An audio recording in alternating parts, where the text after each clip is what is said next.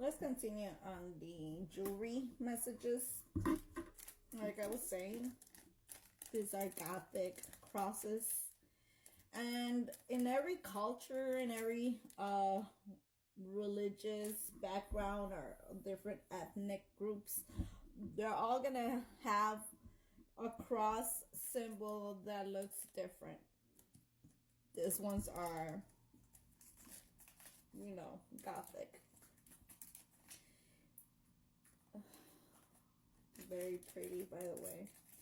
And yeah, for, like I said, the practice of using colors is something that is always has a powerful attraction, right? For instance, we have black and we have the red here. So automatically we're trying to protect love, our passions, our desires, right? Our actions, um, you know, everything that we love. This is the choker. It's the Gothic cross choker, you know.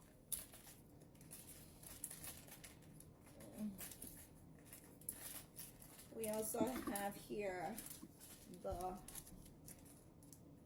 a rhinestone with a heart.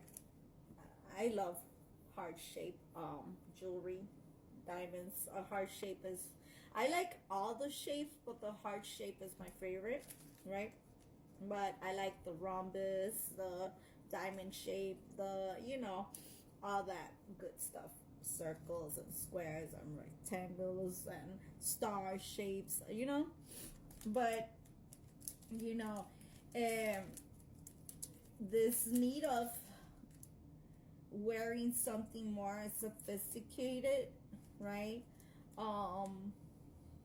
Expecting a level of love that is more elegant and sophisticated, that is more dignified, is what we're trying to attract for this year, where both parties, or whatever partnership we form, that both parties are well dressed, well mannered, that has that knows the importance of morality, right?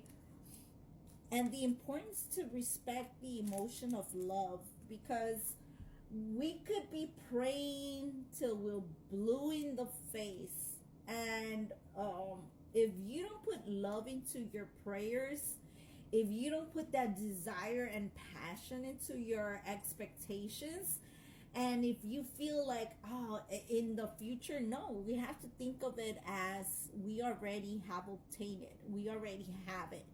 And we need to be grateful for it, and say thank you for giving me the privilege and the honor to listen to my prayers and to make it happen and to make it true and real. And you need to feel it, right?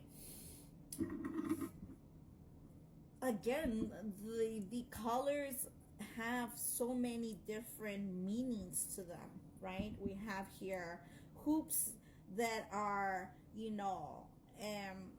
with different colors. We have the red, the orange, the yellows, the greens, the blues, the whites, and the purple, right? And it's it's not being so damn focused on categories and titles and groups and separations and religious and all this discrimination, right? All this need or illusion of wanting individuals to fight each other, but instead to accept and embrace our differences, and know that we need each other, and to support each other, and to be united, instead of always in this competition mode. There is particular things of each other that links us together. And we could have different type of blood, we could have different type of DNA, and we could come from different backgrounds. Yes, we could even be part of a different race, a different planet, a different dimension, a different system. The point is that there is something important in each of us, that if we use it in a positive way, if we were able to all learn how to transmute negative energy into positive, we would be all very powerful. So there is this need of transformation, right? This need to start flying, and not be afraid to levitate, not be afraid to fly, not be afraid to be solo.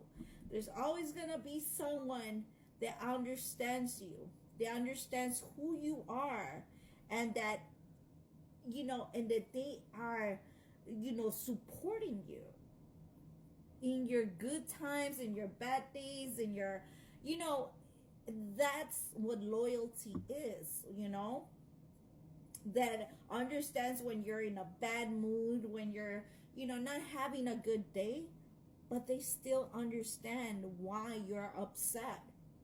And they try to avoid getting you upset. And that's the difference between being mature and immature. There's individuals that want to hold grudges and want to be vindictive, and have and everything needs to be revenge. It doesn't have to be. Let the universe handle it. The universe knows how to discipline disobedient child, disobedient children, disobedient individuals that, are just eager to become evil criminals.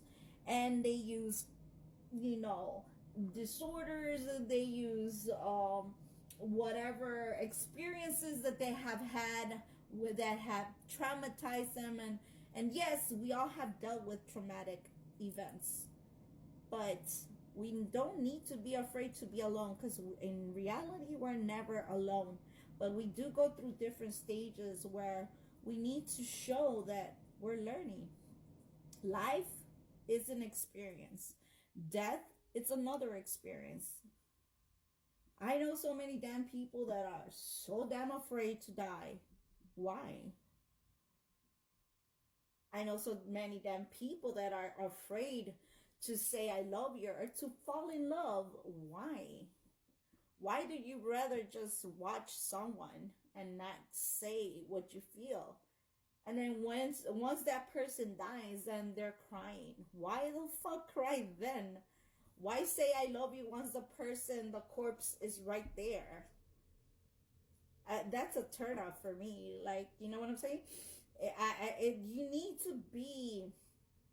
need to take risks that are necessary.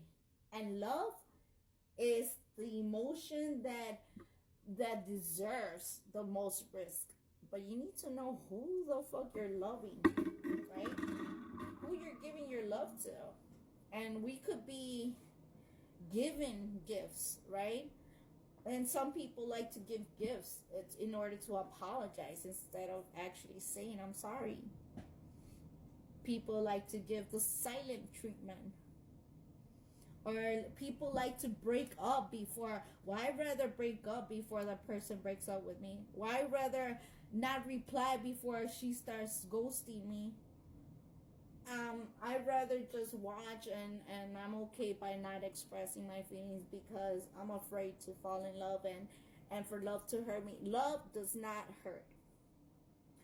The mistakes that you do on who you trust and who you decide to fall in love with, or who you think you're in love with, those are the things that you need to acknowledge and you need to pay attention to.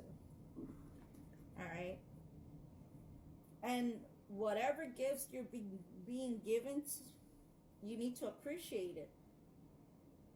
And you also need to appreciate the universe.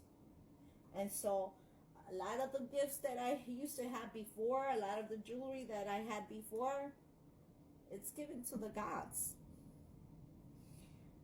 So again, everything has value, but When we die, we don't take it with us.